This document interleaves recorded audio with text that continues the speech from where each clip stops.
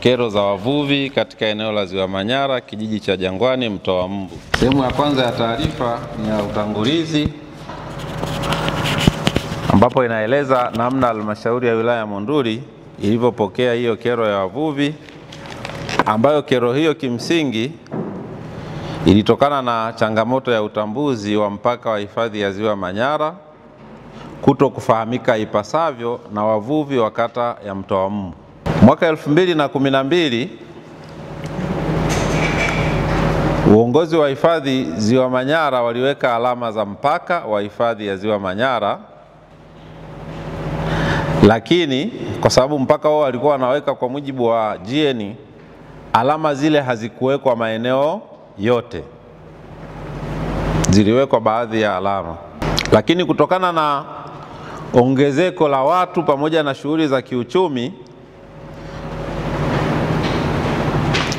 uongozi wa hifadhi ukaimarisha zaidi shughuli za doria na kuimarisha zaidi shughuli za kuhifadhi kwa kuzingatia mipaka halisi kwa mujibu wa GN namba 105 ya mwaka 2009. Tunachotakiwa kukifanya ni tuweke mpaka wa makubaliano. Tuachane na mpaka wa mwaka 60, tuachane na mpaka wa mwaka 2009, tutengeneze mpaka wa makubaliano ambapo wananchi watafaidika na hifadhi itafanya nini? Itafaidika. Wako kina mama wanalea watoto kwa ajili ya shughuli ya uvuvi. Wako wakina baba wanaendesha familia zao kwa ajili ya shughuli za uvuvi, na ni Watanzania wenzetu. Na hili ziwa liko Tanzania Monduli. Ndani ya siku 14 kuanzia siku ya leo,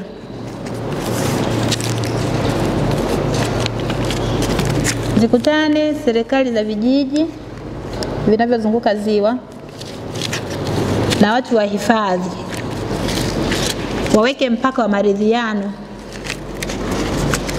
ambapo utakuwa na maslahi kwa hifadhi na kwa wananchi.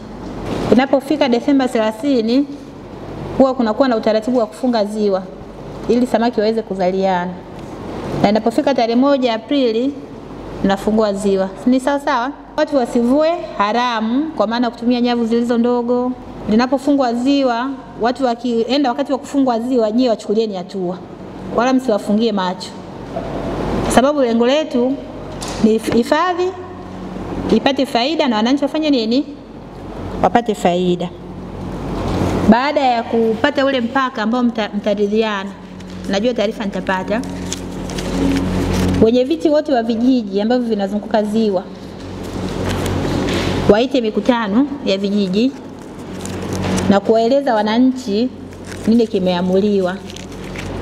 Nadhani kwa kufanya hivyo, kwa kushirikiana kwa pamoja, hakutotokea tena hii changamoto ambayo tunaizungumza hapa, na badala yake tutakuwa na mahusiano mazuri baina ya hifadhi na wananchi, kwa sababu najua kwenye mahusiano mazuri pia mtasaidiana na mambo mengi yanayotokea kwenye hifadhi. Kwa niaba ya mkuu wa hifadhi, tunamshukuru sana mkuu wa wilaya kwa kuja na namna ambavyo kama hifadhi tutafanya mpaka wa maridhiano na wananchi wetu ili hifadhi iwe salama, lakini na wananchi maisha yao endelee kwa kupata vipato na pia kuwa mabalozi wema wa hifadhi. Maana eneo lililo na migogoro ni eneo ambalo lina sehemu kubwa ya mazalia ya samaki. Nasi tunapokea maelekezo hayo kwa kuyatendea kazi kwa hizo siku 14 tulizoelekezwa. Naitwa Havijawa Salim, ni afisa tarafa ya Manyara. Leo tulikuwa tuna kikao cha viongozi wa wilaya ya Monduli pamoja na vijiji vinavyozunguka ziwa pamoja na uongozi wa hifadhi, na ajenda kubwa leo ilikuwa ni kupata ufafanuzi, kupata suluhisho la mgogoro wa mpaka unaotusumbua kwa muda mrefu sasa. Lakini tunamshukuru sana mheshimiwa mkuu wetu wa wilaya, ametoa maelekezo mazuri ambayo amesema yafanywe kazi ndani ya siku 14. Ndani ya siku hizo 14 tutasimamia ili maagizo hayo yaweze kufanyika kwa usahihi zaidi.